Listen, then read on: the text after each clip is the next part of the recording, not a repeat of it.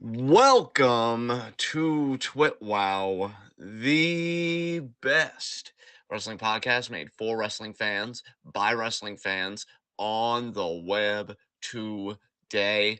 I'm John. That's my cohort and commentary, Ashton. And this is the week in review. Now, I won't tell you all. Last week was my favorite in review that we've ever done in the history of this series. I feel like Ashton concurred with that because I was very enthused with him in talking about it at the end of last week's recording. So I, kind of learned a lot from that experience. And instead of doing the whole, run around of like, oh, this is this week and this and that, I just want to get right into it personally because I know you and I both noped out of AEW this week because AEW, I mean, straight up, we said to each other, Dynamite does not look good. We know there's not collision because of the NBA. And I'm just going to ask you straight up, did you watch Rampage? Because I did not touch Rampage this week. I most certainly did not. Excellent. So let's get into just something that's been kind of scratching away at my brain just straight away, because again, I love the more conversational tone. We got to talk about this whole Rock promo because, to be honest, the more that I have thought about it, the more that I'm here for Boomer angry, potentially double agent Dwayne Johnson. Nice. Because I'm seeing friends being like, "Oh, he's a double agent," because when he said that I'm going to do everything in my power to ensure that you walk out as a loser at WrestleMania, but he was pointing to Roman even though he was talking about Cody, so it's kind of like a misdirect. And then I noticed when they threw their fingers up at the end, like the whole "We the Ones," Rock did it in the shape of a gun. Now you could either say it as L loser, like Roman Reigns is going to be a loser. I even took it to mean like guns out, like Bullet Club, Cody Bullet Club, and now maybe Rock is going to be a spiritual member of the Bullet Club. Was how I interpreted it. But I'm of two minds about this, man, if I'm being honest. And I'm very curious because I know I've always appreciated over the years the grounded approach you take to things. Even when you don't like somebody, you can give them credit where credit's due. And even when you're critical, you're very honest. It's never petty most of the time. I know you and I are both human. It happens. But on one hand, I really liked it. I like Boomer Angry Rock and, like, again, this theory that he might be a double agent. On the other hand, though, it's like, I get that the babyface needs to have like extraordinary circumstances against a reign like Roman Reigns where he always gets bailed out. But I'm just wondering like how it's all going to come together because for as much as I hate Cody and I hate that he seems to be the one that's appointed to end this like nearly 3-year run, um I just don't want Rock to be so heavily involved to give Cody that win. Like I'm imagining at Mania, and I'm not saying it's going to play out this way, but I'm imagining at Mania, like Rock, kind of goes mask off, the plan kind of comes together and he hits like a rock bottom, maybe even a people's elbow on Roman. I guess I could forgive it if it was like a Goldberg Lesnar type thing, where Lesnar still kicked out a Goldberg spear and it still took Eddie's ingenuity to win the title, which I mean, we're going to be looking at that match next week for Craig's TWitWoW Request Live. We are doing No Way Out 2004. But I'm just imagining Cody like benefiting from Rock's material interference in that match. And I feel like it really cheapens it in this way because I mean Roman is such a big bad at this point. So I'm again, those are my two minds. One, I really don't like how involved Rock will seemingly be in this because it's like, I wanted a babyface to draw from their own power and maybe the power of the friends that share the locker room with them to overcome Roman. And on the other hand, though, I did love the promo, and I'm just ready to have a good time because I'm just wondering like how Boomer and how bitter he's gonna be to kind of play this role to sucker Roman in. But what did you think about all this, man? I'm curious what you thought about this promo. Yeah. So I did enjoy the promo that I really what I wanted to talk about last week that I kind of just forgot about because of everything else that was going on and it just didn't really fit, I guess, into the natural dialogue that we were having. The Rock being back for the amount and like the substance, like the it feels like he's not just back to pop a crowd, advertise a project he's working on, and then leave for a few more months or years. He is actually like back, part of the product, integrated into a storyline now. And it is only because of that that I have like been reminded of how much of a master this dude is at manipulating the crowd. It is incredible. Like Yeah, he he's got them wrapped around his finger, and like half the crowd is so young that they don't even know who the hell he is. There are people on Twitter being like, why does this bald dude talk like LA Knight and dress like Ricky Starks? For real. Like, Jesus Christ. dude, I'm telling you, like, it is so real. And like, he is manipulating people into doing whatever the hell he wants them to do. He is so masterful at this craft. It is unbelievable to me. And yeah, the promo on Friday was awesome. It was great. It was perfect heel boomer angry rock Dwayne Johnson. It was dude, I absolutely love the way that they're going about doing this, the route that they've taken here.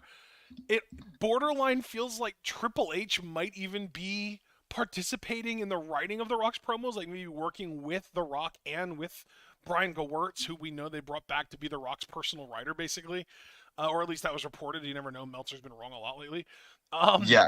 But because it feels like a lot of Triple H's words coming out of The Rock's mouth, honestly, and it's hilarious. But yeah, man, it's just been so well done. And as far as the double agent stuff, I hadn't even really thought about any of that, truthfully, but it would make perfect sense on it.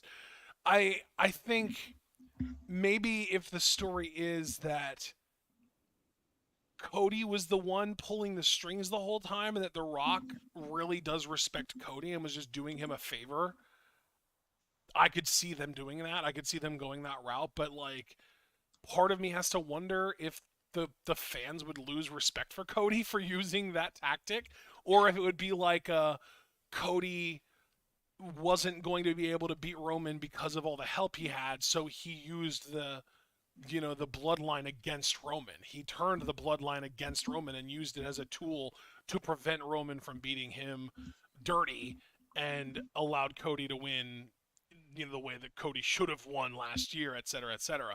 So I don't know. Maybe that is the plan, and maybe that is the way they go. And if it is, either way, The Rock being back really emphasizes how just next level he is, and really just kind of that generation of performers was compared to current day performers, and it's kind of sad, honestly. I don't want to be disparaging, but when you see the work that he did and the kind of buzz that they've created for better and certainly for worse from some of the things that we've seen, especially in wrestling social media, it really shows you that we have so many workers but very few superstars. Like and that's kind of the thing. Like you have people that can work a match and even a style of match that you and I don't really find attractive at this stage of our fandom. But I think few people that can really have you by the throat promo wise or in the ability to weave a story, weave a narrative together.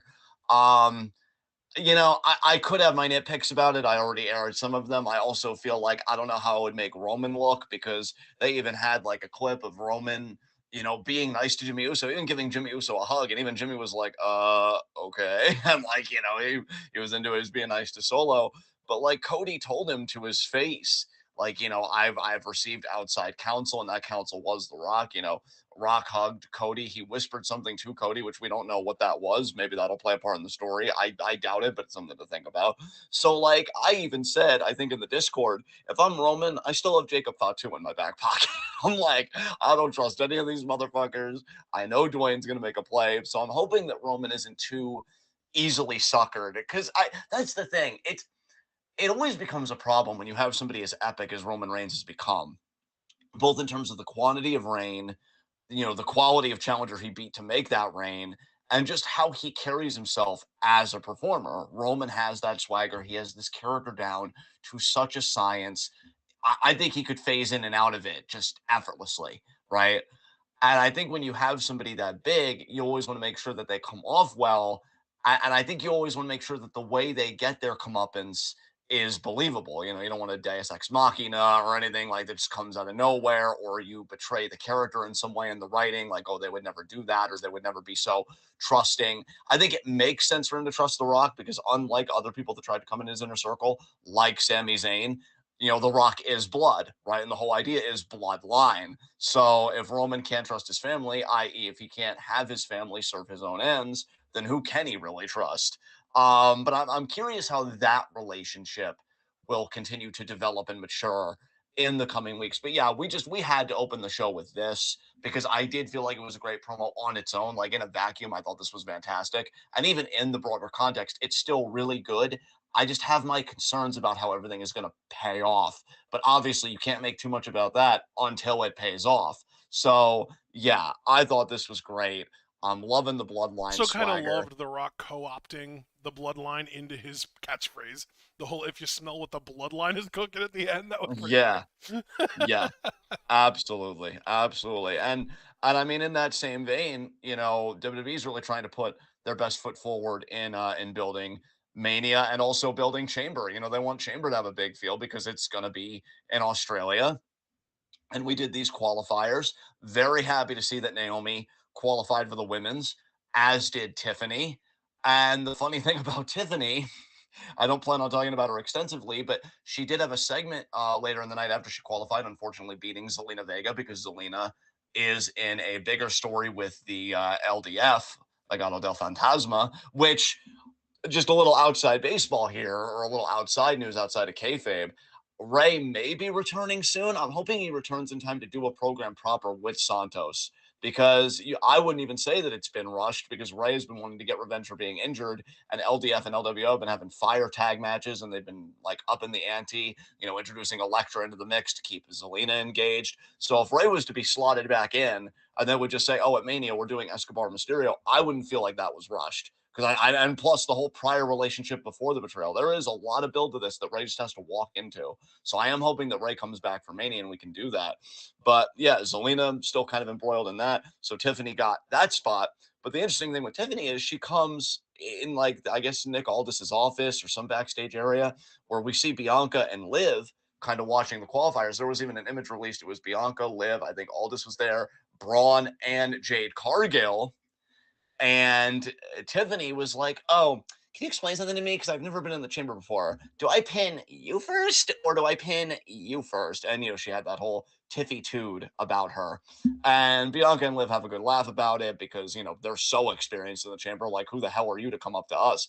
But the interesting thing was Jade took umbrage with it the most, saying, "I know you're not interrupting my moment right now, like about to sign this contract potentially." And Nick, who I continue to love as an authority figure, plays up the kayfabe where he's like, "Don't ruin this for me. I'm about to sign two of the hottest acts to SmackDown. Like, Raw already got Andrade. I'm not going to lose either one of these people." Tells Tiffany, like, not the time or the place. "Well, I'll see you at Chamber."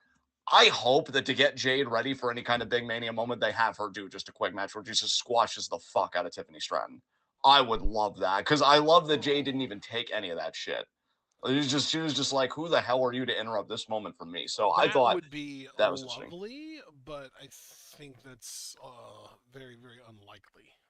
I am inclined to agree with you. I just find it funny that they would position Tiffany as the heel to kind of intrude on everything kind of going on, and Jade to kind of be like, "What is this? Who are you?" But really, that just branches into a more interesting question for me of how they're going to really acclimate Jade. I mean, first of all, let me ask you to get you involved in this. Sure. Do you think Jade is just definitively going to be on SmackDown with Braun? Because Nick only announced Braun as official on SmackDown, Yeah. did not announce Jade, so they're kind of playing with her a bit more. Do you think SmackDown's going to lock her I down, or mean, do you it's think? entirely possible that Tiffany did ruin that moment, and maybe now Jade is second thinking whether she wants to be in SmackDown or not. Damn, if I'm Aldis, I'm pissed. Yeah. I'm putting Tiffany in like a handicap match against Michin, Naomi, and fucking Zelina or some shit, and just having them beat the crap out of her. But yeah, because I don't know, because you know what, dude, honestly, given how everything is going, I think you've said this to your credit, and I think other people have co-signed with you that you guys could see instead of as opponents, which I think is such a huge money match, Bianca versus Jade. You could see them as tag team partners going after Kabuki Warriors Yeah. potentially at Mania. I'd be totally down for that. I'm just wondering how many matches she has prior to Mania, or if they're gonna do like the Rousey, because she did Rumble, to be fair. But I'm talking like proper matches. Yeah. I'm wondering if they're gonna do the Rousey thing with her, where it's just the WrestleMania is like her unveiling, or if she's gonna do at least like one or two SmackDown matches prior. How do you think they're gonna handle this, man? In your mind, do you have any idea? Anything you would want to Oh, speculate dude, on with no, that? I don't have any opinions on how the WWE is going to handle anything as far as Jade goes. I have no clue. I I don't even know where they see her. Like, obviously, I know that they want her to eventually be a main eventer, but I don't know where they see her right now. Like, they obviously gave her a great showing at the Royal Rumble, but that doesn't necessarily mean that they see her as like ready for the main event right now. You know? True, That's why and you I'm know so what? like apprehensive. Like you talking about, they want her to squash Tiffany Stratton. Like they might see Tiffany Stratton right now as more main event ready than Jade Cargill right now. I mean, that's Tiffany's booking in the chamber is going to be very interesting and very telling because how she's booked in the chamber, I think, is going to Dude, she's going to be say a booked little bit. strongly. I'm telling you, they are super high on her. Yeah, well, I'm just saying, like, does she make the final three? Does she even make the final two? And is like the last one eliminated Right. before, like, you know, Becky or whatever? Because Becky did beat Tiffany for the NXT Women's Championship, so WWE might be like, oh, well, we can have commentary call back to I'm that trying to history. remember. Okay, so we know that Bianca, Becky, Tiffany. Who else has been confirmed for the women's chamber? Uh, okay, Bianca, Becky, Tiffany, Liv, Liv Morgan. Okay, is that it? Naomi, Oh, Naomi. That's right. She just and made it on Friday. and then the final spot's going to be Monday in that last chance battle royal, which I could even see Indy Oh winning because they're making a big deal about shit. her competing in Australia or whatever. So yeah, No, the field dude. is I not think that's gonna be Jade. I think Jade's gonna get into that and she's gonna win it. interesting. Interesting. Because see, here's the thing. Here's the thing, and this is going to recourse back to Foster's comment, which I wanted to shout out. He said, "I think Jade goes to Raw. If Rhea retains, she'll need challengers." First of all, I agree. I already said maybe even last week how my heart breaks for Rhea because I feel like the division is paper thin. But I also know for a fact that our Discord has been talking about the fact that Jade could work Nia at WrestleMania because her big moment in the Rumble was eliminating Nia after Nia had clean fucking house. So I'll even step back from what I was saying about Jade and Tiffany, and I'll agree with you that I think that might have been a way to like turn Jade off of the SmackDown kind of locker room Yeah. culture. Yep. She'll go to Raw. She may even qualify. I think Well, that'd be a maybe very maybe interesting she idea. goes to Raw and like part of her deal with signing to Raw is that she gets to be in that battle royal. Yeah, Well, possibly. dude, here's the thing. Dude, oh my god, that might just be the story. The story might be Tiffany pissed her off, so now she wants to be in the chamber. Her only chance to get in the chamber left is that last chance battle royal. Pierce uses that as leverage to get her to sign with Raw. He says, "Oh, well, you could be in that battle royal if you sign with the brand." Perfect. Genius. Genius. Absolutely. Because then Jade, I don't know who eliminates her. Maybe it would be like a Becky or something like catches her. I personally, Tiffany. Tiffany eliminates her by cheating somehow, or like someone else, or maybe there's like a flurry of offense. Tiffany eliminates her, and that sets up a Mania match. See, bro, this is where you and I diverge because I still really like the idea of our Discord that it could be Nia Jade at WrestleMania, only because I feel like in WWE's mind, that has more spectacle to them than Tiffany Jade, at least for a Mania stage. I could see that being There's like, no well, reason couldn't they can't do that next year, though. True, true. It's funny though because we talk about next year, and it's funny because you say that about that match, and that's 100% true. But I also said that in my mind about the Jade Bianca match, and I'm wondering, well, no reason why they can't do that next year. But then I also said that Bianca may want to do Charlotte next year. Does Ugh. Tiffany have any friends on WWE programming at all? No, no, not right now. Okay. I don't think. Yeah. Yeah. But no, I really like where your head's at, man, for the most part. It's just, I guess, in my mind, where we disagree is I thought Jade would eliminate Tiffany as kind of a clapback, like that's what you get for disrespecting me. And then I was even getting ready to say, I usually hate roll up of doom style booking, but I would forgive it for somebody like Jade. Like maybe Becky just comes from behind, rolls her up, gets the 3 count, whatever. Because I don't really want her to be bested just yet. I think she's got such a great aura about her. I don't want to expend it too quickly. And then somehow you get her and Nia to meet in the middle because I think we both agree Rhea's beating Nia at Chamber. There's no fucking way I think Rhea loses the title. Especially when I think it's been heavily teased that Rhea's dance partner for Mania is Becky. But then, yeah, that leaves Jade and Nia in my mind freed up. Yeah, I really think I see more of a scheme long term for Jade on Raw than on SmackDown. And I love again where your head was at with the Chamber qualifier. So I'm really glad that I broached that subject because yeah, what a way to tell that story. It kind of reminds me low key when Kurt Angle jumped to SmackDown when Batista had to vacate the world title. And they were having that big battle royal to determine who the new world champion was going to be. And fucking Angle jumped ship and he won that battle royal. It's just, I love stories like that. That's so cool. Plus, it keeps the competition alive between Aldis and Pierce because it's like, oh, well, you had her be disrespected on your own show. I incentivized her to come here, so maybe do better.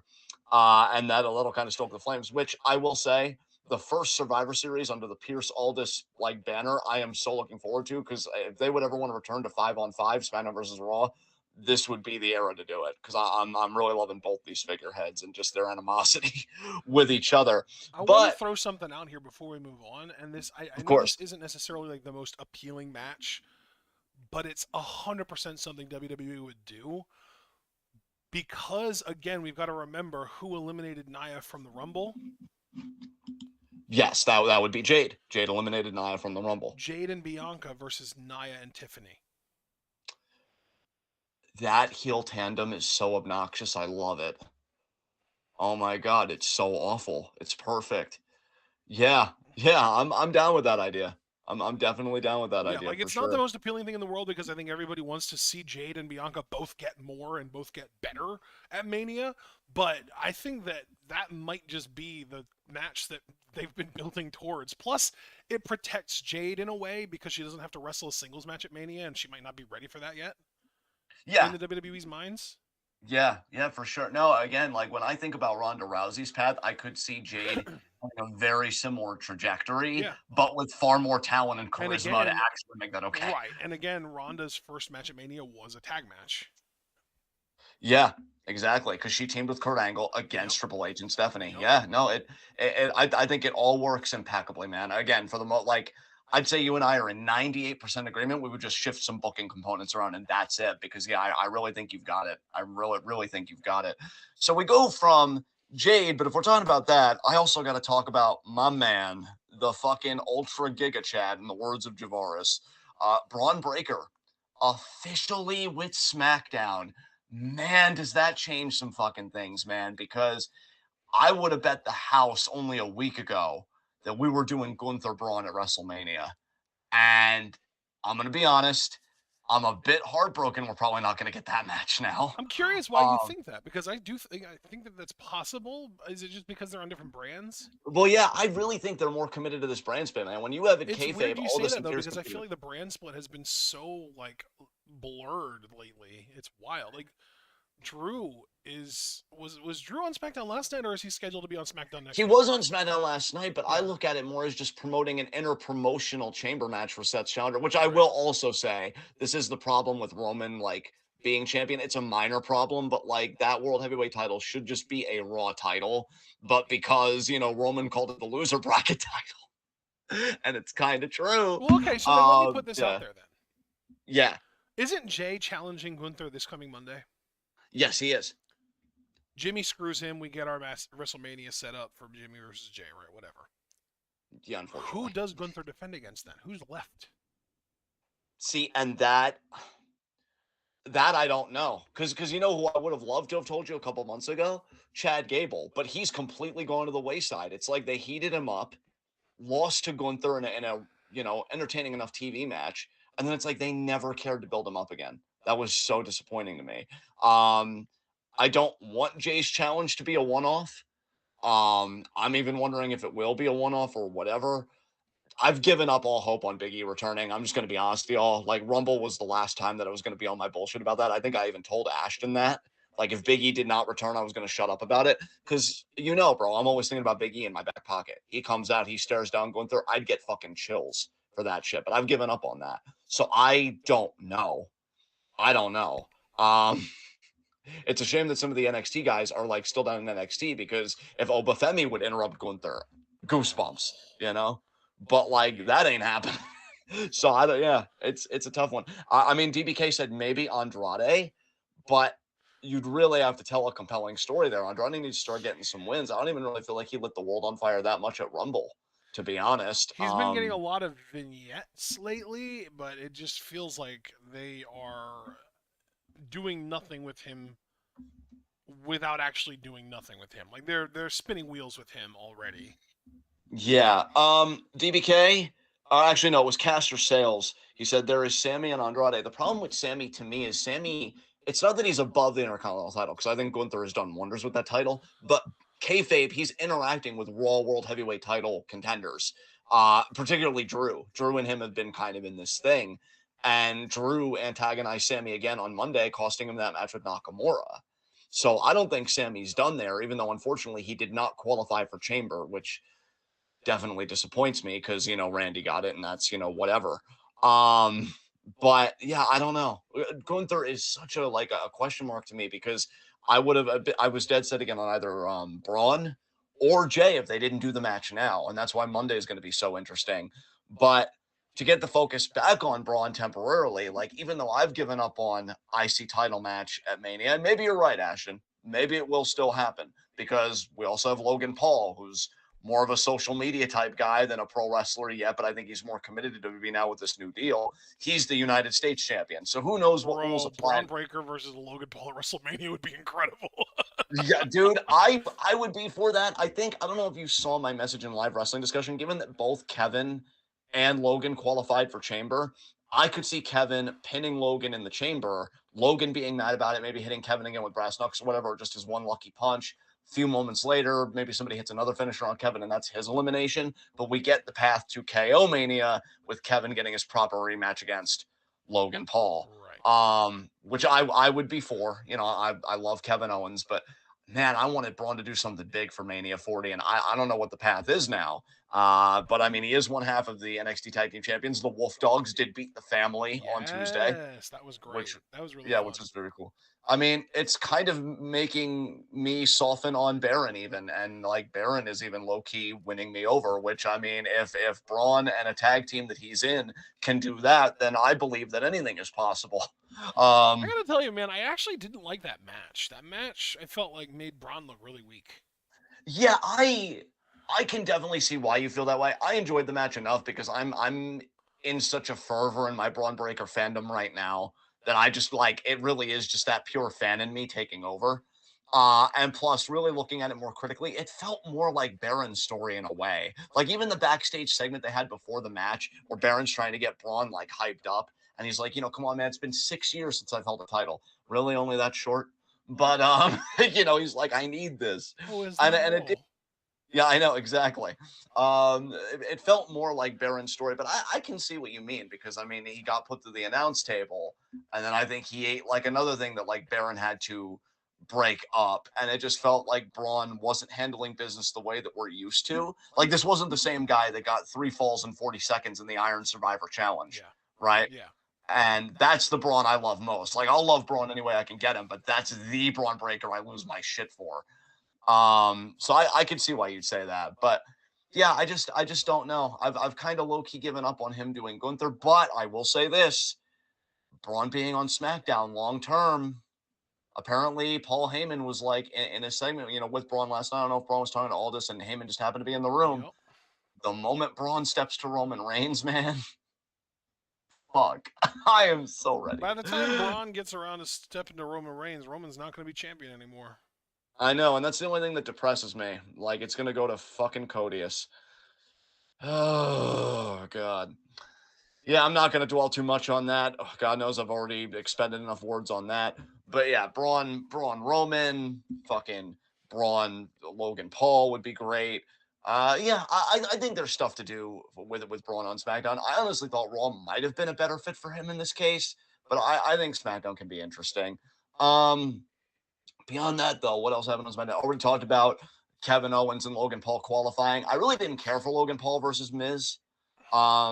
Like it was okay. I thought it had good moments in it, but that finish was weird as hell with like the inverted skull crushing finale, where it just seemed like he fell on top of him. It was really weird. I did not care for that finish at all. Um, and then Kevin Dom, I only liked one because it was good to see Kevin win with the pop up power bomb. I feel like he hasn't done that in a while because it's mainly just been the stunner. And two, because our truth starting to wise up a little bit. Dom trying to manipulate truth, for his benefit, being like, oh, go get me a chair, go get me a chair. And it was like, but you said I'm not in the Judgment Day. And Tom's like, oh, you're in the Judgment Day. You want to be in the Judgment Day, right? Go get me a chair. And Truth seems like he's going to give it to him, but then he unfolds it and he sits in it and he just says, oh, you better turn around. So he played Dom there. I like this. I like this new little wrinkle with Truth that like he might be a bit quirky, he might be a bit eccentric, but he's not somebody you could take advantage of so easily. I really like that. So, do we still think the plan is going to be just for Awesome Truth to beat Priest and Balor at Mania for the tag Yeah, titles. that definitely makes the most sense to me for sure. Yeah, I mean, I think it'd be good for the Miz. Miz has been kind of hot lately. He did lose that program with Gunther where he can't challenge for the IC title as long as Gunther is champion. And so tag titles, I think, would be a good fit for him because obviously he's not in that main event tier either. And he lost his chance to go to Chamber. So yeah, tag titles, nice sweet spot for him. And Awesome Truth never got to be tag champions, I don't think, in their original run. So it'd be a cool, cool little thing for them. Yep. Let's see. Oh, God, yeah. My computer just did a weird thing where the chat kind of like went away and then it came back. Yeah, people were talking about Jey Uso. I'm excited for Jey versus Gunther next week. I've been enjoying the whole New Day versus Imperium rivalry, and I think Jay's introduction into it has been great. That's why I really don't want the Raw match to be a one-off. I want to see those guys actually talk to each other more because I know you loved Gunther's promo and I did too, and I thought Jay is so over right now. I think I saw DBK in Discord post that Jay's got the #1 selling shirt right now with the latest metrics released. I am really fucking happy for that dude. Holy shit, keep making your Yep. bank, Jay. Let's see. So we talked about women's chamber, we talked about men's chamber, talked about The Rock. I don't really know if there's Seth had that's right. Seth had that promo with Cody, if we're still talking about like the big Roman storyline. Codius? Darth Yeah, Codius? Darth Codius, yeah, Darth Codius. And Seth Word is just cutting this whole promo about how, he understands why Cody made the choice that he did. And he talks about Roman and why Cody needs a plan. And like I said in the Discord, and you agreed, because I think you just said, like, dude, right? In the Discord, we were talking about it. I said, this whole promo is just making me want to, like, see Roman prevail even more. Like, I'm not sympathetic. I'm not like, oh my God, yeah, we need to plan so that big bad Roman Reigns can get what's coming to him. What? You mean the Roman Reigns that's been shattering viewership records? You mean the Roman Reigns that's been making everybody bank? Like, I love that the tribal chief thing's low key kind of become a shoot. Like, hey, you're all welcome for how you're eating tonight, because my segment made fucking money. Oh yeah, except for the fact that he's getting outdrawn by Io and Bailey. Yeah, that is, and we'll get to them. There's the reason I haven't talked about them yet, because as the saying goes, you save the best for last. Yeah, buddy. But yeah, I mean, Seth's just talking about, I had a small hand in it. Oh, did you? Did you? A small hand in it? Because I'm pretty sure that every time Roman gets betrayed, your face is the one that he sees, Yeah, Seth. Sethington, I'm pretty sure you're the reason he doesn't know how to trust anymore. I'm pretty sure PTSD isn't a small part, Seth Word. Like, maybe learn a book, you piece of shit. So yeah, they're just conspiring and doing this whole thing against our tribal chief.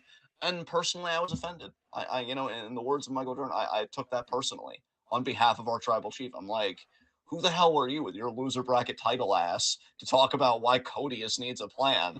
Like, it's over, Seth. Just get over it. This is why DM Hunk needs to be world champion. DM Hunk wouldn't be out here with this nonsense.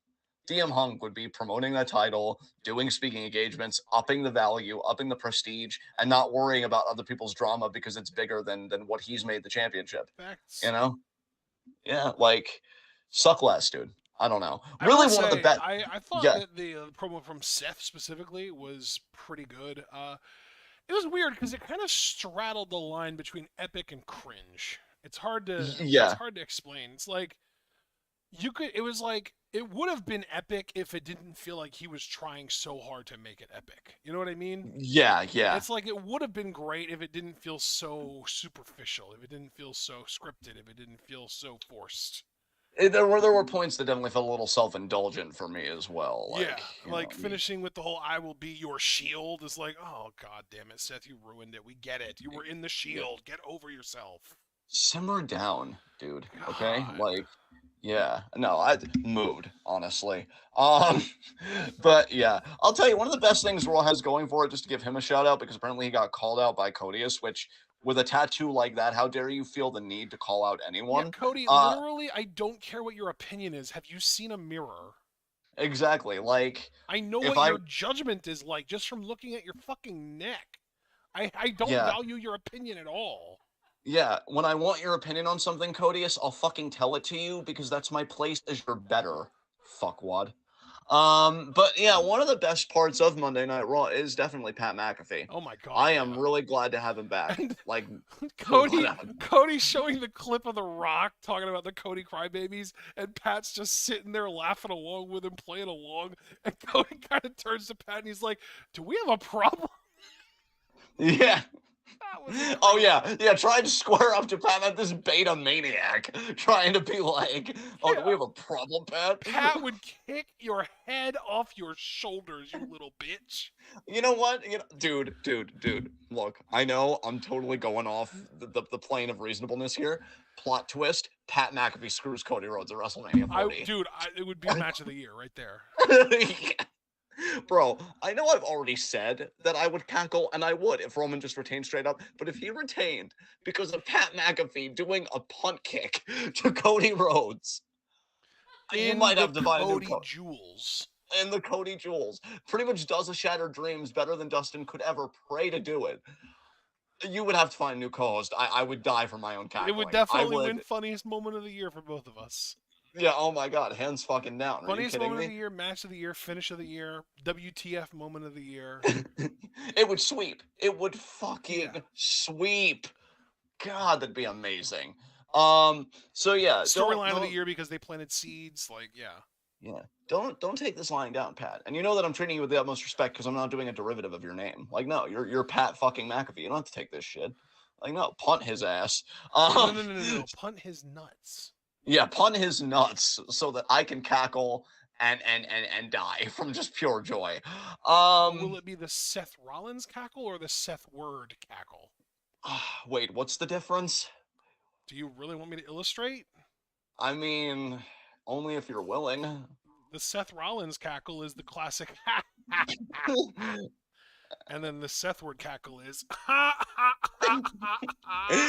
You know, it might be one that transforms into the other. It might just be the Seth cackle, but then it goes on for so long, and my lungs are fighting for reserves that it just becomes a Seth word cackle in my last few moments of life. Is that And then I just, you know, okay? You sounded a little bit like you were dying there. It's okay. exactly. Yeah, Okay. exactly. So, since we're talking about your body making sounds, when are we going to get the debut of that cluck squee that you brought about all those years ago? You know, I don't know. I'm starting to think that it was just a myth, even from my own face. But I But mean, you if it was to ever practiced. happen, I know. You know, if there was like any hope of it happening, I just need to see Codius fail one more time. And the only reason is I just don't think it's happening because I think this Rock double agent bullshit. I'm telling you, Roman, call Jacob Fatu. This is his moment. This is like, hey, you see what we're doing, right? You want in on this? Oh hell yeah, fuck MLW or whatever the hell I've been working since then. And then come up, you'll debut at Mania. We're gonna screw Cody Rhodes. He's never finishing his story. Hell yeah. And You then know who else Jacob is and Solo can be the new Wild Samoans, and they can win the tag titles and hold them forever. that sounds so fucking sexcellent. And you know what I love about this story? Just completely unrelated, but then I'm remembering about something on SmackDown that pissed off my face. That you know who doesn't get a championship in this whole thing? Not just Cody Rhodes, but fucking LA Knight. Because fuck him for talking shit to DM Hunk last night on SmackDown. Oh, way to go, old timer. He's 3 years younger than you. I can't believe I'm saying this to someone. Do some fucking math. And fuck you for making me defend math. I fucking hate you. I honestly, you know what I'm looking forward to, honestly? I'm looking forward to if Braun has a heel run on SmackDown and he spears LA Knight so fucking hard the stick shoots out of his ass. And then he spends like the SmackDown lowdown picking the splinters out. And then he does a little guessing game with all of his little marks being like, how many splinters did I pull out of my ass? And then like the winner gets this DVD that he did of all of his best Rock and Stone Cold impersonations that for the sensible critic just makes them want to watch actual Rock and Stone Cold promos and not something from fucking wish.com. I hate you. That was another Fuck. thing too that we were talking about in live discussion is how The Rock actually being a part of the product was just rendered LA Knight completely obsolete. Yeah, dude, he's so I really cannot stress this enough with all the venom in my fucking being. He is so categorically fucking worthless. Like it's honestly amazing to me. It's honestly amazing to me how you can stand there and watch your own obsolescence unfold, and then you're just like, I'll be fine. I'm talented enough. Stop. Listen to me. Listen to me. Stop fucking lying to yourself. It's unhealthy and unattractive. Get the fuck off of DM Hunk's program, because every program is his program. Get the fuck off the Tribal Chiefs program. Get the fuck off everybody's program that's actually forged an identity for themselves, and go workshop your material somewhere else to somebody that'll give a shit. I really, this man's failure, because I know Codius is about to succeed. So where does all the venom go for me? Well, then it just goes to LA Blight. No, fuck this dude. So yeah, I couldn't believe he stepped to Drew and called him an old timer. Like, dude, there's being wrong, and then there's what even word would you use? What's beyond wrong? You're a sensible person. Is I it just thought that it was funny when Ronda Rousey made fun of Becky Lynch being a millennial and eating avocado toast, and they were like similar in age. But this is so much worse because yeah? LA Knight, yeah, like you said, LA Knight's 41, and that's an old timer in pro wrestling, and he called Drew McIntyre, who's 38, an old timer. Like, wow. Drew McIntyre, who actually he's a fucking stone mountain. He's literally what people, when they talk about Olympus and Greek gods, he's what they envision when they talk about that anthropomorphism of those gods. Yeah, like, let's Meanwhile, also be clear, if Drew McIntyre was 48 and looked like he does, LA Knight would still have no right to call him an old timer. Like, bro, you can't even kip up. What are you talking about? Like, yeah, Drew dude, moves. yes. Drew moves like he's 28 still. Drew moves like an elite level athlete. He moves like a young man. He moves like an elite athlete. Like he is, healthy as hell. And meanwhile, LA Knight's over here trying to figure out how to run that doesn't look like he has a stick shoved up his ass. And Super Bowl actually felt the need to chime in. LA Knight told the truth that he doesn't have a stick up his ass. Literally, I can't believe I can't believe this motherfucker is making me do this again. Wait, can I also Yes. just say though, I found it funny Yes. he was like, The Rock won't affect LA Knight. Oh yeah, how many world title shots has LA Knight had since The Rock came back? Super Bowl. Yeah, absolutely. And it's going to continue to be that giant goose egg. And I need to stress this, and I can't believe I'm fucking doing this, and I can't even deny it because we're live. It's for posterity. Math doesn't fucking lie. LA Knight is a 41-year-old overcooked piece of shit. Drew McIntyre, DM Hunk, future world champion, whatever other name you want to Previous give world him. champion. Yeah, previous world champion who carried, by the way, carried the pandemic era on his back alongside Bailey. Where the fuck was LA Knight to do the work? And Asuka, thank you, actually. Where was LA Knight? Wasn't he like feuding with fucking Cameron Grimes over fucking Teddy DiBiase's affection, only to like do a okay heel promo where he turns on Ted and then ends up losing to Cameron Grimes anyway? Oh no, by the way, I want to correct you. He didn't get to NXT until 2021 during that era of the pandemic. He was in the NWA. What a suck bag.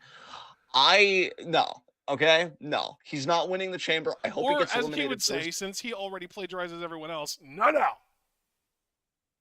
Yeah. Oh my god. I honestly, I hate this fucking dude because the audacity he had to step up to Drew McIntyre when he's just speaking facts. I'm sorry. I feel like the guy that was a big part in helping people through the pandemic, again, alongside all the talents that we mentioned, I think he's owed a little bit of airtime each week. And you're going to infringe upon it? Mr. Done Nothing, Been Nothing, Will Never Be Nothing? Go fuck yourself. And that leads me to my final point on the Raw side. Seth Word, you can get involved in anybody's drama you want. I really just hope it ends with you eating a Claymore to the face, because if Sammy isn't going to be world champion, which it's still kind of an open question. I really am wondering where Sammy's story is going to go, because he lost to Nakamura this past Monday, but they also did that whole like empty arena kind of interview with him for the second week in a row. But if Sammy in any way isn't going to find his way into that picture, and if somehow maybe he does find his way to Gunther, I'm still rooting for Drew to be the next world champion. Apparently, they're still negotiating a deal. Drew is very much loving the work he's doing, which he should. I think it's been the best work, really, of his career, just of his entire career. Like, I'm loving everything this dude is doing. LA Knight fucking wishes he had this dude's talent or charisma. My world champion. I am so proud of him. Do you have any other praises you would like to heap on DM Hunk before we move on? No? Excellent. You know what? That's fine. It's just absurd. It's just the whole situation. You're so right. I mean, look, one great face talking about another great face. I mean, the universe couldn't even handle it. You made the right call. So with that, I think we can. It's like, can you just imagine? I mean, did you see what Super Blue said? No, wait, what did you say? And Drew has won nothing since LA Knight joined WWE and has been killing it, and he was killing it. Like Drew has won nothing since LA Knight joined WWE. Yeah, I mean, I guess we're just going to ignore the fact that he is a former two-time WWE champion, former two-time WWE Raw Tag Team champion, former NXT champion. So we're ignoring all that because all that happened before LA Knight joined. So what you're basically saying is that if bitch-ass Steve Macklin from TNA were to show up the day after WrestleMania, all of Roman Reigns' accomplishments don't mean anything, and it would be in Steve Macklin's right to insult him or say, hey, old timer or whatever. Imagine embracing the logical conclusion of your own logic being that. Oof. Good Lord. But now, can't relate. But now, let's talk about something that, unlike LA Knight, actually matters and actually is a draw. Let's talk about the Bailey EO program, which I'll admit, thankfully I did see this. Because I was a little late to the SmackDown viewing party on Friday. I was busy shrinking dinks with my sister. Shrinky dinks are fucking elite. They are my religion now, and I will proselytize Oh. another time. Well, I'm happy that you got off the other guy. Yeah, absolutely. Well, Agamemnon. Agamemnon. Well, Agamemnon's still elite. Let's not get But it he's not twisted. your religion anymore. You can only have one of those. I mean, true. I'm trying to change that, but true. But yeah, You're shrinky dinks are the way trying of to the future. change that you can only have one religion, huh? Yes, look, I'm working on things, man. It's not appropriate to Why? talk about here, but more importantly, let's talk about EO Bailey. Yes. This is just It's amazing. I will admit fantastic. again, I did see this.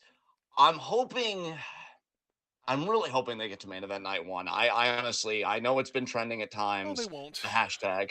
Beg pardon? Oh, you just said they won't. Probably not. But look, WWE will man. call it a main event, but they aren't going on last. Yeah. I mean, look.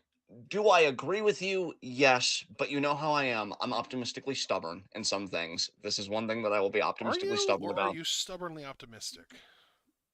Is there really? Well, stubbornly optimistic. Look, I'll concede. I don't really like word games, as you know. I'll concede just to move along. But either way, I think they've been doing work to warrant the main event spot.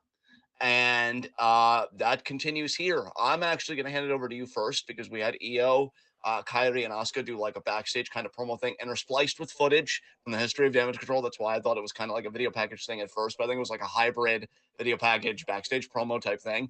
What did you think about this from the new Damage Control, as EO, it's kind of dubbed them? She's keeping the Damage Control name. Yeah, I loved it. I love how confident she still is, and all the reason in the world to be confident.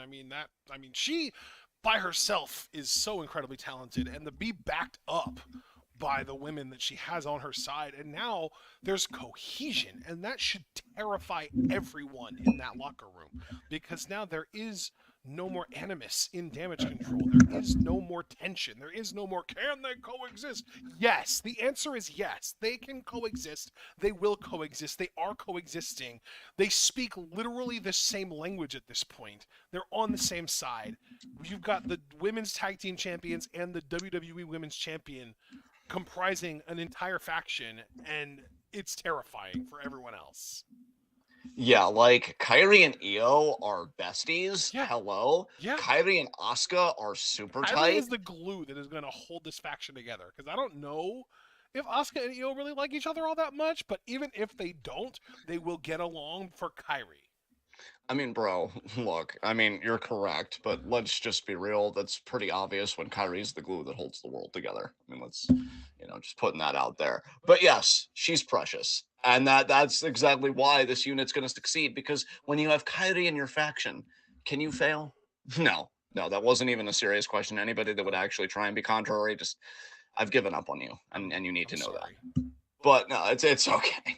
But yeah, no, dude, I in all seriousness, getting back to the discussion, I do agree with you. I like that EO just has that confidence. She almost seems to be glad that like Bailey is gone because now like she could do her vision unimpeded of what she feels like Damage Control will be. I love that EO had the line that she's not the same EO that Bailey recruited back at SummerSlam. Like she's grown so much since it, which is true. I mean, she's the freaking champion now. Before when EO came in, it was about getting the title on Bailey, which was an unsuccessful endeavor. But when EO focused on herself and said, well, why can't other members of Damage Control try for the title? She succeeded. She has all the reason in the world to be confident that she can beat Bailey because, in a way, she surpassed her when they were in Damage Control together. But what I like is, and we know that this is pro wrestling kind of 101 here, is that the wrinkle is that this Bailey that Io is facing has embraced the fans again. She's whole again because her and the fans are kind of feeding off of each other. Not to mention that goes in with all of her veteran experience and just all of her wisdom and stuff being in the business so long. So this is not the same Bailey that just couldn't beat Bianca, say, for the title, or just really couldn't have her own individual ambitions satisfied in Damage Control. This is Bailey kind of reconnecting with herself again, being whole and this and that. And that's a Bailey that I think is going to be a bit more of a formidable challenge for Io. So I really enjoyed the promo there. And then they say, and this is important before I transition, they say that Dakota, for her quote unquote betrayal, they're gonna hunt her down and they're gonna take care of her too. Which then leads us to Bailey backstage. Seems like she's gonna leave the arena. And Dakota comes up and she's like, "Look, Bailey, I'm sorry. Okay, we need to talk. Did you hear Damage Control? They're gonna come after me. I need your help." And Bailey is still, and see, I like this. I like the Bailey character right now and how they're writing her because she's still rightfully skeptical. She's like, "Look, I appreciated what you did last week, but this has been going on for months. And I know the part you played in it where you'd pull me aside while they were talking, or you would all stop talking and you'd be laughing with them the moment I entered the room. Like, you still had a hand in this." And Dakota says, again, I'm sorry. And she tries to explain it away like, "Oh, I thought everything would be good once, everybody was winning everything and the plan was close to fruition." And then Bailey just says, "Look, I don't have time for this right now." So if they are thinking about Dakota Bailey versus Kabuki Warriors, which is still kind of an ambiguous thing because we don't know Dakota's health status, Yep. it seems like she could be cleared any time now. Yep. But I don't know. Are you still liking, like, I like the pace. I don't think it's too slow, and I think it's very true to the Bailey character right now, the whole Dakota Bailey dynamic. But how do you think? Because here's the challenge, right? I like Bailey's skepticism. I think it's true to the character, and I think it's reasonable. How do they cross that hurdle? Does Bailey actually get beat down by Damage Control, and maybe Dakota takes a few bumps, maybe hits a Kaio kick to kind of protect Bailey? Like, how do you feel like she's going to ultimately gain Bailey's trust? Because it seems like quite a mountain for Dakota to overcome if we want to do this tag match. How do you think they're gonna take this in your mind? I still think that they're going to just do the tag match, the tag titles, because I think. But I'm saying, like, leading up to it, do you feel like they're just gonna do, like, maybe Damage Control beats down Bailey and they're finally like corner her and get her physically, and then Dakota really does like fight Damage Control and actually connect with some blows and maybe take some bumps herself? Because like she's got to earn Bailey's trust, and I'm just wondering how they write that because she's so well up right Maybe now. like a situation where Dakota takes a bullet for Bailey, like I don't know, maybe like Asuka is firing up to do a mist spray, or Io's winding up to hit Bailey with a chair or something, and Dakota places herself between that strike or that mist and Bailey to I save like that. Bailey. And it's like one of those things where it's like Dakota might be doing that in a way to kind of earn Bailey's trust, but it could also be her way of like, I'm going to, how do I put this? She wouldn't then have to be doing any attacks then to Damage Control either. Like, it would be her way of earning Bailey's trust without having to actually attack any of the members of Damage Control. Right. No, I like that. I like the mist idea, especially. Like, yeah, I think that'd be such an easy, effective way. And then you could do a segment later in the trainer's room where Dakota's getting her eyes flushed out and Bailey checks on her. And you could see that, Yeah. the relationship. Yeah, I like that. I like that. Because, yeah, I'm just really wondering how they're going to get there. But, I I mean, really dude, don't like, like just trying to predict segments like that, because then if it right. doesn't happen the exact way you predict it, you're disappointed. Yeah, but you know what though? I've really liked the writing for this story so far. I just worry again, like we said at the beginning, that it's not going to get its proper due. That being the main event of night one of Mania, Yeah. because I've really enjoyed the writing. I've enjoyed and hell, dude, we're not alone in that. As you alluded to, this is the biggest drawing thing that SmackDown's got. Like it's pulling in a great portion of the audience. It's seeing bumps in the ratings every time they get a segment.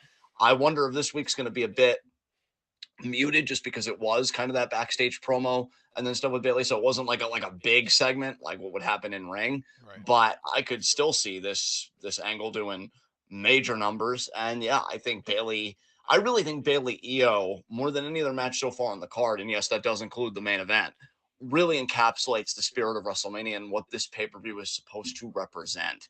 And I'm really proud of all the women in it. It's been great. And yeah, that's really all I've got to say about it right now. So unless you have anything you want to say, we can because we didn't watch AEW either. Maybe we could talk a little bit about NXT. I don't really feel like there's much to talk about on NXT besides Wolf Dogs and Oba Femi continues to be a great champion, but his next challenger is Lexus King, so I don't really want to waste air on that. Yeah, that's And fair. yeah, I have been enjoying the Tatum Paxley Lyra Valkyria stuff. that's one of the best things NXT is going, low key, honestly. I've really been Yeah, enjoying that as well. yeah.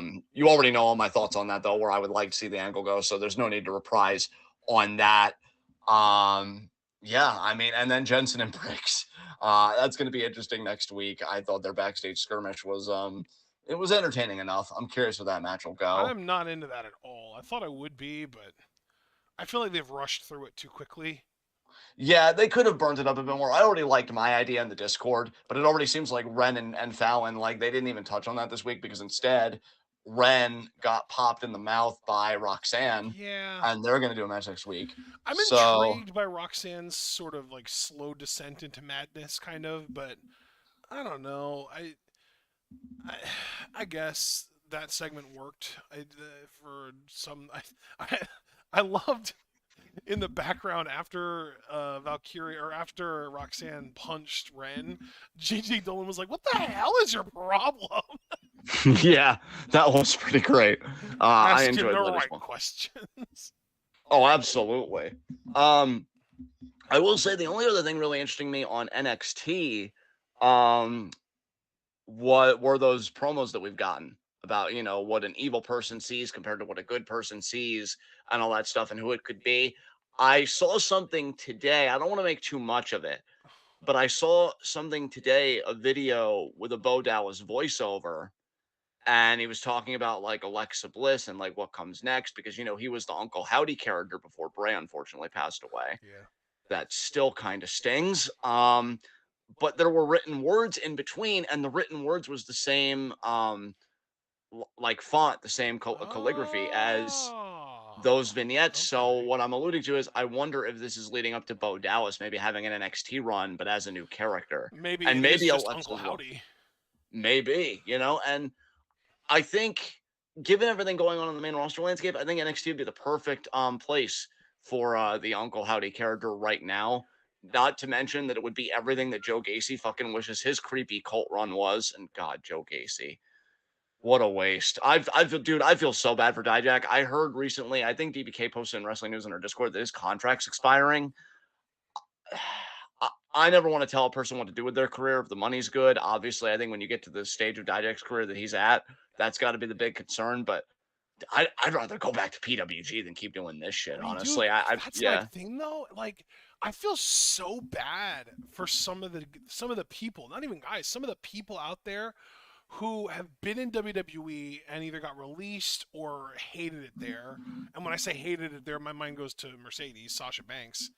yeah, And the only other option in the US is fucking AEW. It's like they say, you can either do your art or your money work, and I feel like there are no options to be able to do your art these days because the two main companies are both like fucking soul-sucking miserable to work for as far as I can tell. So that's yeah, literally like if you're going to either one of them, you're doing it for the money, yeah, not to do art. And like if you're going anywhere to do art at this point, it's like in Japan, and that is like you have to uproot your entire fucking life and move to a different country, and that's not easy either. Like where else are you going to do your fucking art? TNA? Fuck that. I mean, yeah, shit, even their locker room is in shambles now because the locker room leader, Scott D'Amore, just got fucking sacked.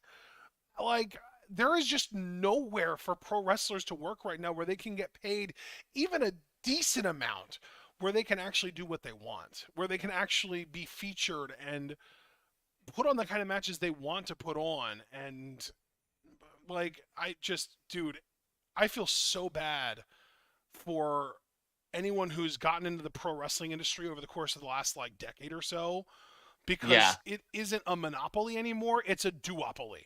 You literally have to go to either WWE or AEW if you want to make any decent amount of money, and both of them would be miserable to work for. WWE because your art is no longer yours, everything is controlled for you. AEW because the locker room fucking sucks. Yeah. Yeah. And it's a Um, fucking sinking ship too. Like, yeah, that's yeah, a oh, thing too. absolutely.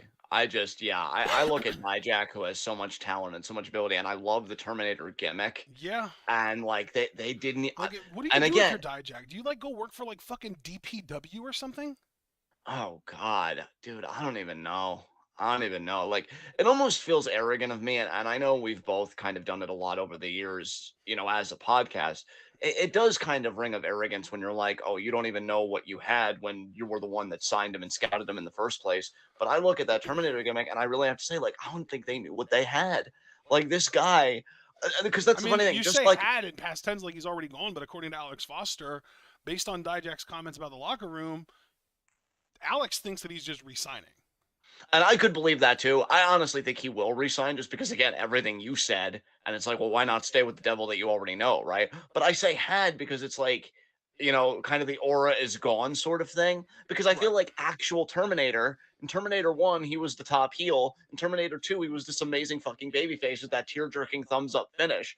Could have done the same thing with the Dijak Terminator. Maybe he starts as a heel, but then like he goes through something, I don't know, and then he's like this terrifying baby face. Like there was so much to be taken there, and instead we get Joe Gacy, and we put him in a straitjacket, but Joe Gacy's still smiling, which like I I think part of why this is me speaking solely for myself, hate Joe Gacy. I was a huge Mick Foley fan as a kid, huge, and like I'll never forget his idea of what a psychotic character should look like. The psychotic character is the one banging their head against the wall or writing things in their own blood or feces or whatever the hell. The psychotic character is the person watching TV in the middle of the room, sitting, naked with a plate of brownies and eating them like nothing's wrong, like nothing's amiss. And that always stuck with me. But between Nikki Cross and Joe, it's like we learn nothing because it's if I smile real wide and I cackle, then people will think I'm insane. Or if I take pleasure in this straitjacket, then people will know that I'm crazy. And Dude, it's that like was such a it's so cringe cringe. segment. Oh my Dude, I god. know. Yeah. Like I died inside, dude, watching that shit. Cause I'm like, fuck Joe Gacy. And I was, you guys know, I don't know if anybody remembers this. I was rooting for Joe Gacy early on. Yeah, Like, I cause remember. yeah, yeah, I was really rooting for him because I remember him in Force One, which was an indie promotion in Jersey where I used to live. He was even the world champion for a little bit, and I thought he had a good run. He was bigger, he slimmed down for WWE, and I was happy to see him get in shape, and I'm still happy for him to get in shape for this. But like, man, everything that I remember being good about it just left. And I'm like, what the fuck happened? Like, you suck now. And I have not liked his work. And you know who else? Because I will say that he doesn't exactly fit the mold of what I'm talking about. But if you're going to do the crazy, like, over the top, Marty the Moth did it better than anybody to me. Like, when I see Joe Gacy, what it really makes me want in a contemporary sense, it doesn't make me want to go back and watch more Mick Foley stuff because I'll always be in the mood to do that. It makes me want to watch Marty the Moth stuff in Lucha Underground because I feel like he was so much better than Joe Gacy is right now. And maybe that's just rose tinted glasses because we love Lucha Underground so much. But I'm like, man, I look at Marty and I see a guy that can actually work. And yeah, he is kind of in that same I mean, lineage in a dude, to way. be fair, Marty did a lot of the same shit that you're complaining about right now, though. He did a And lot of that like the smile big and I was even unsure just about to say teeth and that. all that No, stuff. yeah, Yeah. no, yeah, I was about to say that because I was about to say, like, if we're being honest, he was in that similar lineage of like a Gacy and a Cross. But you know what I think it is, bro? When you're in like a grungy and dirty aesthetic like Lucha Underground, you can get away with it more in my mind. When you're doing it as Nikki Cross or Joe Gacy in an environment that's already so sanitized, I think that's what makes it cringe. Because in Lucha Underground, where people are actually getting murdered, right? You can be that kind of prototypical, stereotypical psychopath. And like, yeah, it might be like okay. But when he's like pursuing Melissa Santos, which we know a lot of men do to women, it still has that genuine creep factor to it. Because especially in Lucha Underground, there's no guarantee that Melissa Santos is going to be safe. Hell, in Lucha Underground, if they would have really been able to do the vision and be as fucked up, I wouldn't have been surprised if they did a storyline where like she got kidnapped by Marty at some point or something.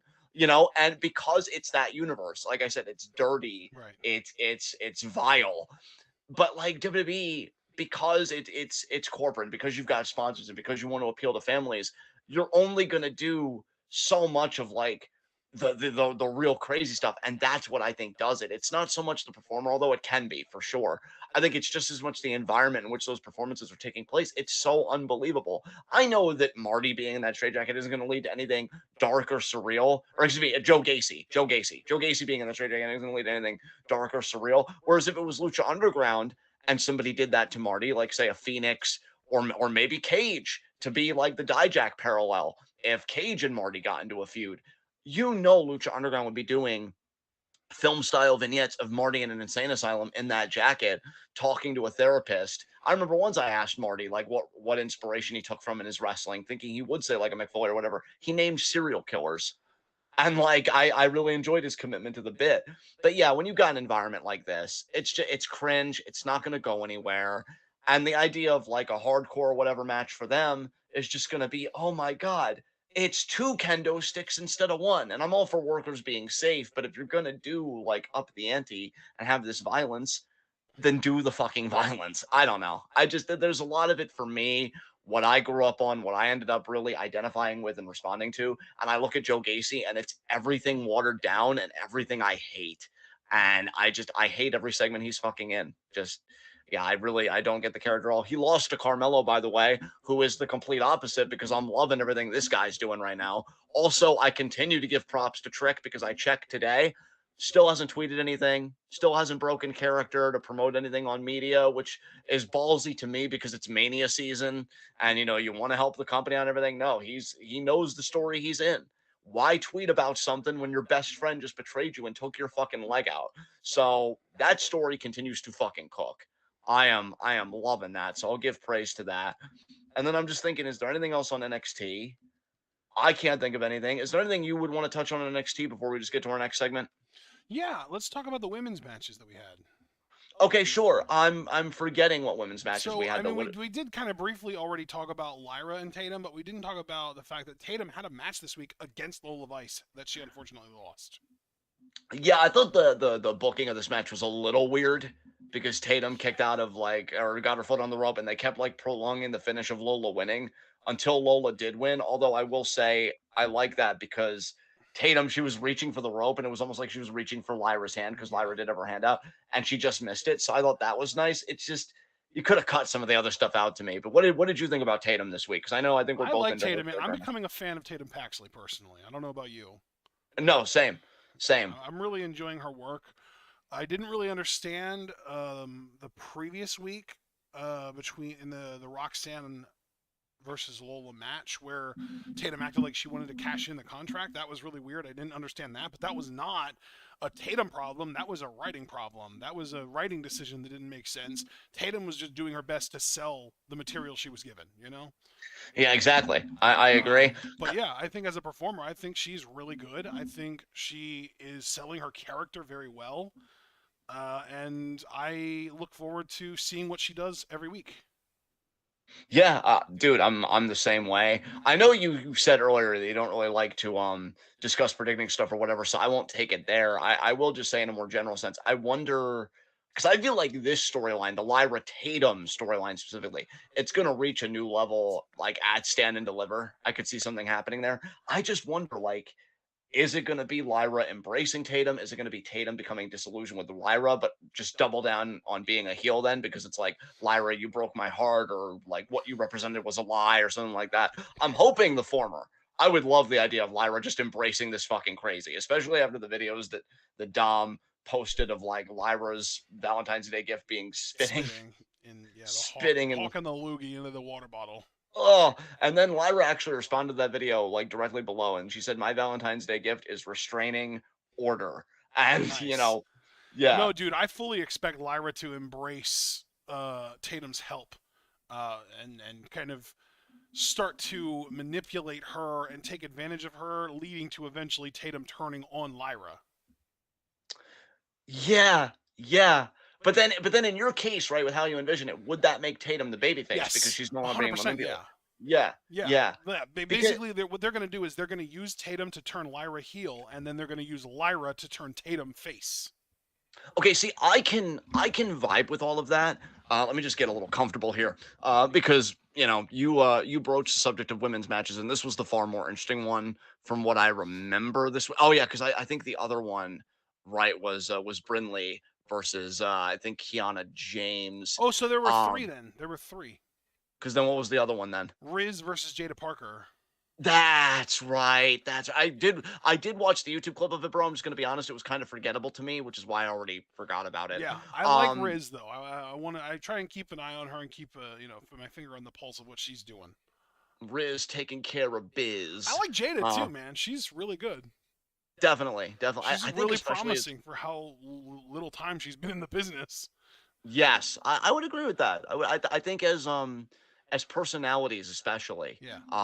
they're really good. Will the in ring follow? Maybe it will, maybe it won't. But honestly, as personalities, they're enough for me. I've already been saying I think we need more characters anyway. So if they're like more character driven, no qualms there. But to keep talking about Tatum Lyra because this is clearly one of the bigger things they've got going on in the division. I want to because again, the match was a little drawn out, but I like the cinematic finish where it's like, oh, the hand just drops. She couldn't reach Lyra's hand. Could be a deeper symbolism about their relationship. But like Lyra came out there, right? Lyra came out there to support Tatum. Tatum loses. She carries her to the back. That's interesting because she could have left. She actually carries her almost like she's Dexter Loomis to Yeah. Tatum's Indy Hartwell. Yeah. They're backstage. Shotzi gets her challenge, so we know she's challenging next week, which we already know. Roxanne was pissed about that. She popped Sinclair in the mouth, so we know Roxanne Sinclair's happening next week. But the big thing about it is when Shotzi gets her match, she's like, "Oh, cool. They do their trash talk and whatever." She says, "You better look after your friend." Now Tatum was listening the whole time. That Shotzi's gonna like prepare, and I guess Tatum's already scheming like, "How can I help Lyra?" But Lyra says, "She's not my friend." Well, if she's not your friend and you rightfully say restraining order to her Valentine's Day gift, but then you also go out and you support her in this matchup, what is she to you? That's what I want Yeah. Lyra as a character to address is what is Tatum to you if she's not your Yeah. friend and you're off put understandably again by her antics, but then you're also like feeding because see you can't have it both and I'm not saying this is a writing flaw. This is a genuine source of intrigue for me because you say one thing but you do another because you're saying all these things, but what you're doing is you're coming out to support her during her matches, which I mean, come on, isn't that going to feed anybody's delusions when you show them kindness or when you show them that kind of support? And then you don't abandon them after the match. You actually carry them to the back and you look after them. So, like, what is she to you It's then? very I, tender. yeah, like a very tender. Exactly. So, if she's not your friend, what is she? And I want to hear it out of your mouth. But I like Lyra as a character can't really talk about that because I've got to worry about Shotzi and Roxanne's definitely going to want her rematch and she deserves a rematch. And I've got to worry about being the champion. I can't worry about Tatum right now. But Tatum's only worry is keeping me champion. So in a way, in a weird way, the same thing that draws them together, Tatum loving the idea of Lyra as champion, and loving isn't even the word. She feels like it's a necessity almost for Lyra to be champion. And Lyra, of course, wants to be champion. The same thing that brings them together is what really keeps this relationship from being clearly defined. It's both a catalyst and an impediment to this relationship is that NXT Women's Championship. And that's why I'm really enjoying it so far because how does that resolve? What does the relationship become when the title is out of the picture? Um, which maybe Roxanne will answer that question for us if she gets a rematch at Stand and Deliver and wins, but we'll see. But yeah, I'm glad you brought that up. Jada Parker and Riz, I agree with you. I like them. Jada does get the win. I did she win off of like some kind of blow or drop kick or something? I felt like the finish was really basic. Do you remember the Yeah, it was finish like a to this? diving forearm. Yeah, that's what it was. It was a diving forearm. Um, Weird. and yeah, it was weird. It definitely was weird. But you've been saying that you like Kiana James, right, man? So what did you Yeah, think I've about started to this, really man? grow. She's really starting to grow on me. I like the character, sort of like the spoiled rich girl gimmick, but done in like a snobby way, as opposed to like the ditzy like Tiffany Stratton thing. Yeah, you know what else I like about it, bro? Because I agree 100% with what you're saying. I like that it's not overplayed. Like I like that it's a bit more subtle than Tiffany. Because with It's Tiffany they had the less segment, yeah. clueless and more Mean Girls. Yes, I think that's a great way to say it, actually. Um, because I also think like what was I gonna say? when they had that segment where they're like out by a veranda or something and they've got the laptop and they're like scouting competition. There's like a real air of seriousness about it at the same time. It's like Yeah. we know we're better, but we need to prove we're better. It's not enough for us to know it. The world needs to know it, and the world's only going to know it when we take the fuck over. And I like that. I like the swagger. I like just how they believe in themselves and they're getting it done. Even their antagonism, I feel like, isn't over the top because them just like over the top to me would have been pouring the coffee on Brinley, but they just pour it in the trash can. And I'm like, you know what? I like it. I like that it's enough. It's not overplayed. It's like if Joe Gacy is excess in all the worst ways, they are Kiana and Izzy are muted in all the right ways because they're doing just enough. And I agree with you, man. I like it too. I do like Brinley as well, though. And I I'm like starting, Izzy too, by the way. I think Izzy's got yeah, some serious upside. yeah. I like them as a tandem, man, for sure. I have I to look think, more at Izzy an individual, but yeah, yeah, I think of the three women involved in this match, Brinley is my least favorite, but even her, like you said, I see a glimmer of promise. yeah, yeah. And I this whole storyline that she's got with Malik and Inofe, um, and I think I'm so sorry if I get them mixed up, everybody. Foster, you might have to help me out here because I know you and me, we both are kind of vibing with Brinley and this story, low key. Is it Anofe that's on board and Malik that's the hater right now? Because I believe that's the case. Where Anofe, he did the list. He listened to Brinley's advice. The three good things about the match. You lost the three bad things. But Malik is like, nah. She's. Malik is okay. So I got him mixed up. Malik is on board and he did the list, and Anofe is like, man, that's crazy. You saw she lost. You really think she's going to make a list of three positives and three negatives? And Malik is just like, man, you got to open your mind, man. Like we got to start winning. We got to, we're a great team, but we've just been missing that one thing. And Brinley comes to the back and Anofe is astonished because she's still positive. She's like, "Are you kidding? There's no greater teacher than experience. I've got this." And she's still cartwheels. And she still has the other. Like she's selling because she's holding her face because the finisher was like this face buster with the single knee from Kiana, which is definitely different. It's more of a unique finisher. So she's selling that because she's holding and favoring her face, but she's still got that upbeat attitude. And I kind of loved it. And like Anofe loved it. He's like, man, that's a person that practices what they preach. And he kind of leaves. So I do like this dynamic where she wants to help this team, but Anofe's on board, or excuse me, Malik is on board, and Anofe is like, I'm not so sure, but maybe Anofe is going to start being won over, seeing that it's not just an act for Brinley, it's who she is. And I like Anofe and Blade. I want them. I would like to see them one day be NXT Tag Team Champions. I don't know if it'll happen, but this might be their best shot is being a part of a story like this. So I thought that was also cool if we're talking about the women's matches because Brinley has more going on. She is in this story. And yeah, I hope that they just embrace her help wholeheartedly and they get some wins. Um, and I think that's it, brother. I think that's all the main stuff from NXT. Anything else you could think to talk about? I think we've covered NXT to my liking, at least. Yeah, to my liking as well. I have no Which means we're complaints. done. Yeah, because fuck AEW. I did not watch TNA. I probably I may didn't, just not dude. I watch TNA. watched approximately as much AEW this week as I've watched of TNA this year, Yeah, exactly. which is to say none. Yeah, and that I was trying to give TNA another chance, with their revival and everything as TNA, but to be honest, firing Scott D'Amore and the internal strife and then just platforming, well not even like platforming, but like centering and making a big part of your program, Nemeth, when I'm like it's Dolph Ziggler. It's just no. Yeah, like I'll still watch clips of GYV. I'm rooting for those guys, fucking love you, Gibson, and yes, I love you too, Drake. You But do? I do. He's a good fellow. Wow. I think he gets a little mixed up, and really I like scolding him by adding emphasis to his name unnecessarily. But It is they're a very team. unnecessary. Well, yeah, I could be mean and say so's your face, but we both know I don't mean it. But Wow. I'm The gonna fact I'm that gonna you do. even brought it up. I know, I know. I'm a real shit heel. But did you do any extracurricular You this really week? can be a real shathiel.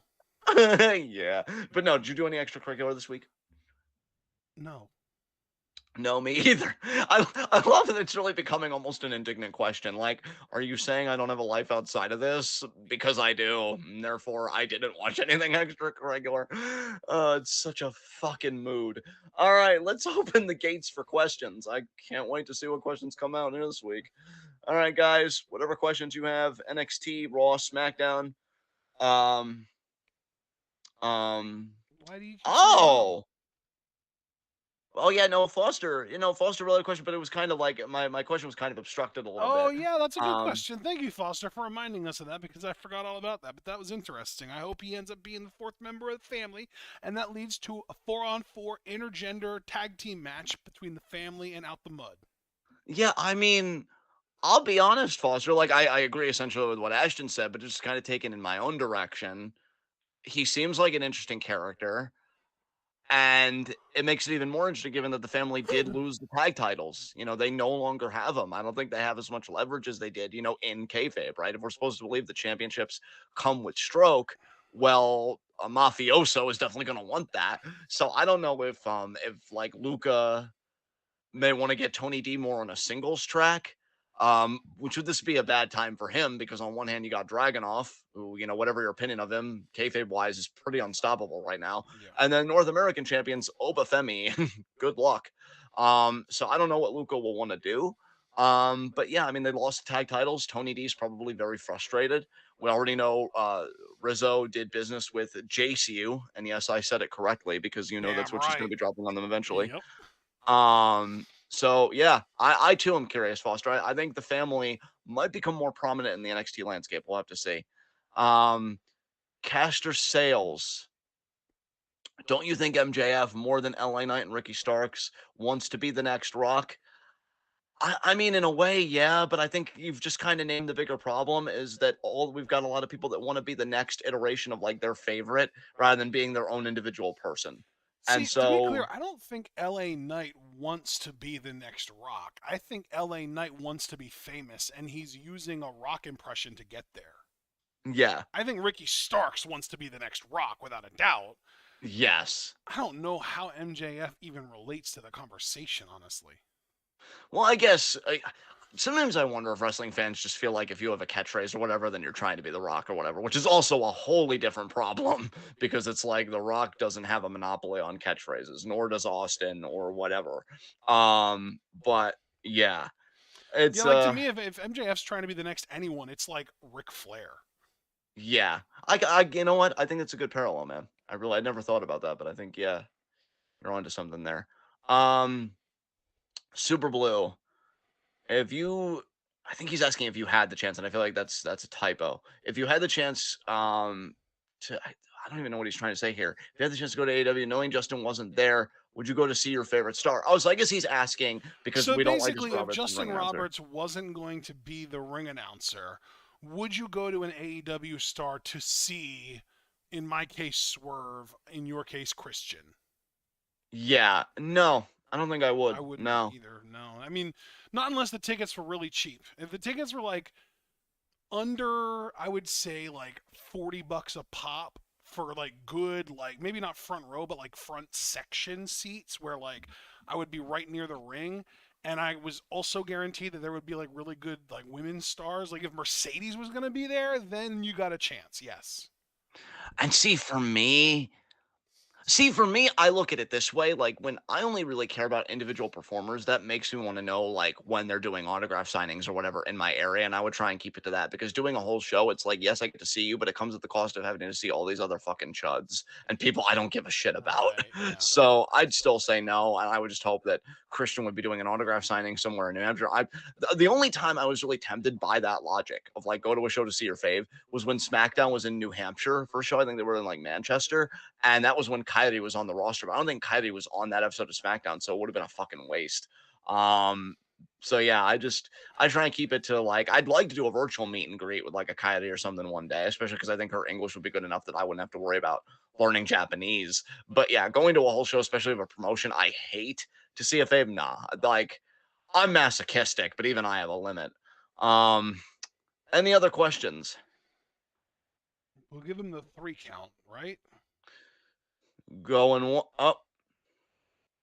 Kind of late, but thoughts on Ashante and Cedric teaming Put up? it on TV, then we'll discuss it. Absolutely, absolutely. But I I will say this, genuinely feel Foster. that way. It's like I want them to team up on TV. I don't want to just keep doing the internet exclusive shit. I want to see it on Fox. Yeah. No, I agree with you 1000%. I will say this still, Foster, just to give you a bit of an answer like outside of that, because I do co-sign with Ashton. I'm just happy they haven't forgotten about Ashante like at all. I thought they just dropped him completely, so that was a big relief to me. Super Blue, I don't even know why he's asking this because I'm just ready to be like, no, but I'm humor him anyway. I don't know If what he's Dragunov talking about. if Dragunov loses to Melo, do you see him fight that mystery person? I think he's talking about the person that we are just talking about with like the vignettes that I told you. I think it's Bo Dallas. Oh, Super Blue, there's no way to me. It's yeah, Trick. It's Trick, 100%. yeah. Like if it's not Trick, it's Trick. I can't even answer my own question of if it's not Trick. That's how absurd I find it to be. It's Trick. He's gonna come back, and I really can't wait to see Melo In get his a ass in beat. a bizarre world where they really want to sell Trick's injury and really get that baby face sympathy, and he can't make stand and deliver, Tony D. Yeah. Yeah, I could see that. But I'm telling you, it's one thing to sell something, but to sell it to the point of like, hey, we're gonna make you miss the biggest show that we're gonna have during Mania weekend. Like, I don't see it at all. I mean, what would get So him more sympathy, right? it would, but I'm not like, saying it's a good idea. I'm just saying it's something that I could see Jonathan yeah. doing. Oh God, Jonathan.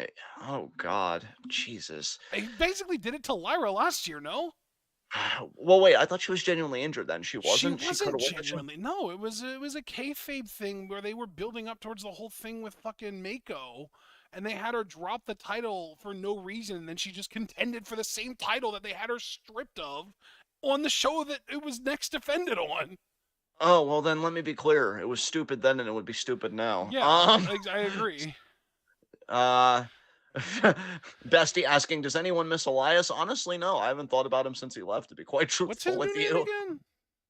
Well, wait, what was that? I said, what's his new name again? Ezekiel? Or no, No, no, that was the other program. I forget. I forget what his new name is actually. Yeah, I don't know. Elijah. That's what it is. Elijah. Oh, oh my god. No, I don't. And that's not like a diss. Like he's good if he's in front of me, but he's not somebody I really thought about. Why think about it when you've got DM Hunk and Obafemi in the same atmosphere? So, it's kind of where I'm at. Who's Obafemi's challenger at Stand and Deliver? He doesn't have one yet, but you know who he does have a No, no, challenge no. I'm for? Alexis asking you, King. like, who should it be? Oh, who should it be? Like you, predicting can sometimes be tough because I don't want to get my hopes up, but huh. I mean, you don't have to answer if you don't feel like it. See, dude, I'm still hoping for a Dijak, but like he's still stuck with fucking Joe Gacy. So I'll say Dijak for now because we still got a little bit of time for Stand and Deliver, but I really don't know. Yeah, that's fair. Yeah, Dijak. Match would slap.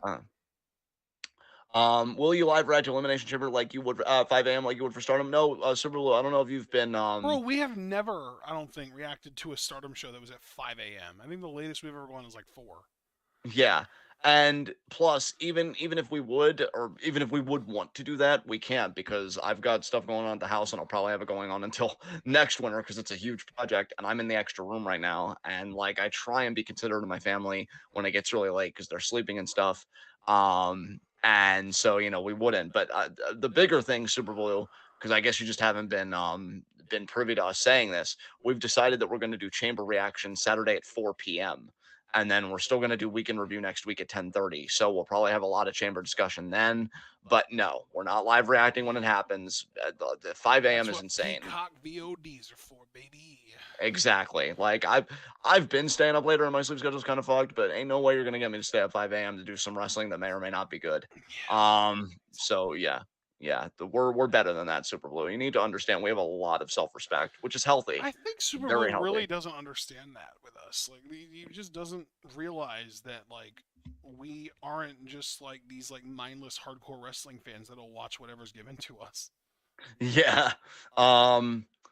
Castell said maybe it will be Eddie Thorpe, and maybe that could happen, Caster, as Oberfemi's challenger, because I think they really do want to make Eddie Thorpe a thing, which more power to him, I guess. Maybe this will be the Um, thing that gets driven home.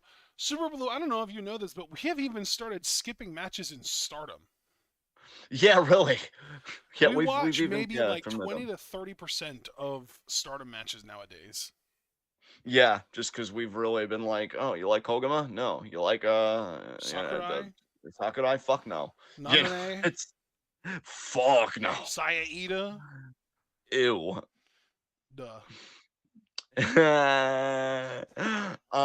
Super Blue, do you think Oba will be a face after he beat King or go back to being a heel? These distinctions you're making about a Nigerian god, I He's don't already a understand. face. That's the whole point. Lexus King is the first heel to challenge Oba. Lexus is the one that they're using to make sure that the crowd knows that it's okay to cheer Oba now.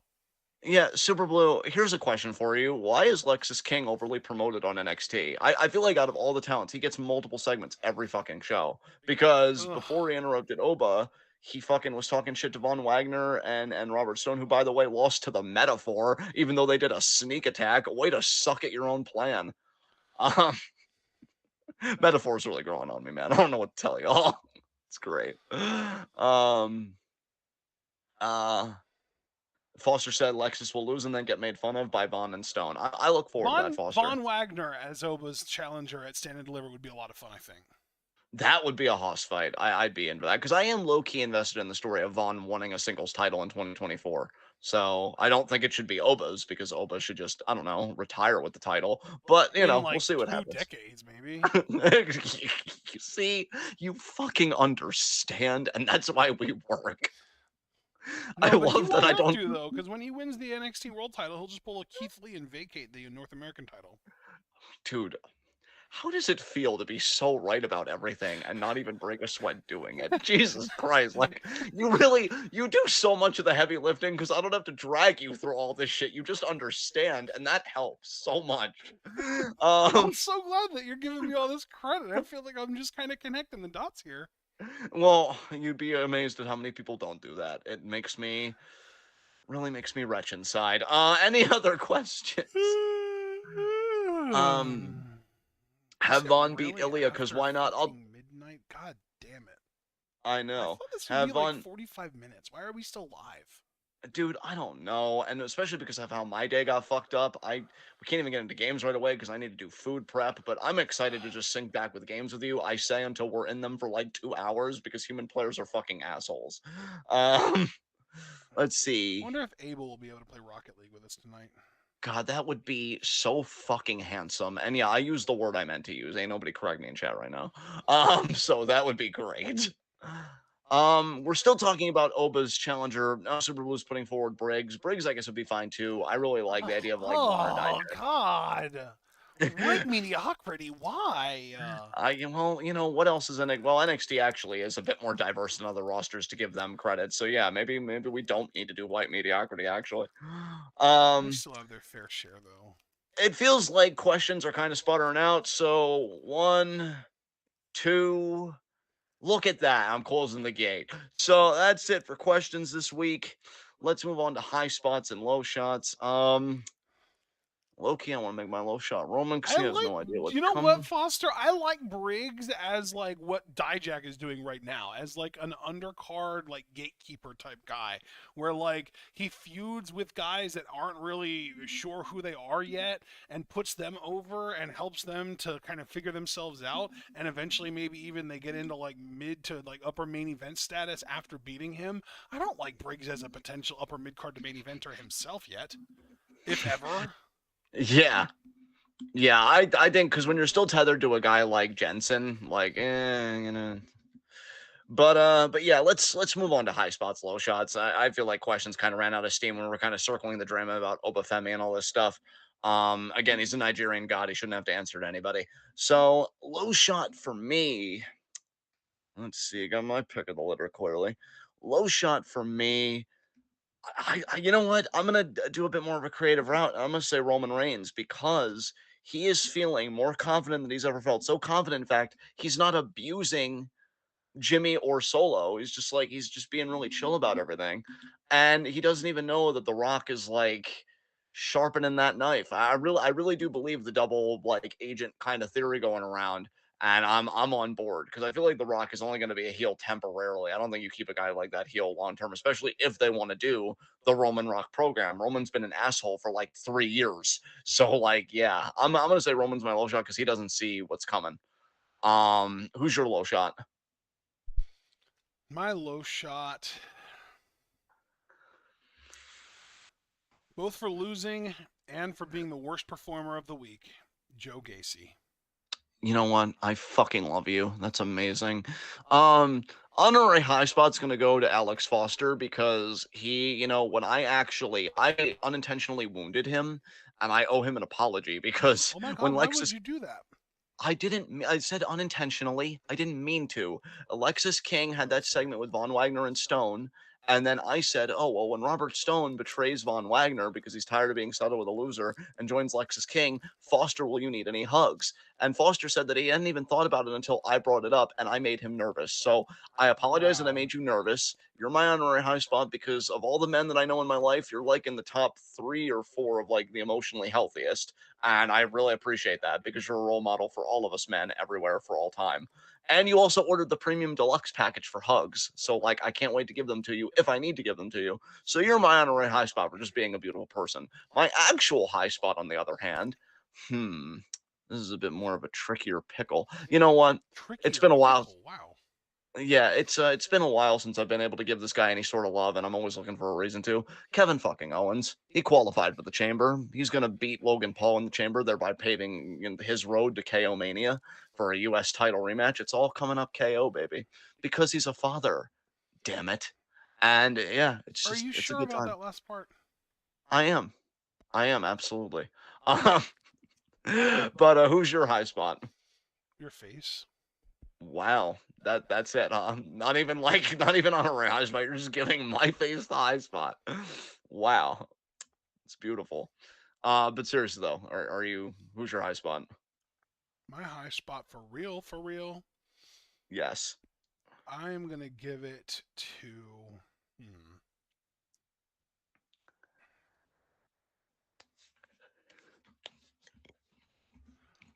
I am gonna give it to Braun Breaker for signing that SmackDown contract and getting that money, baby.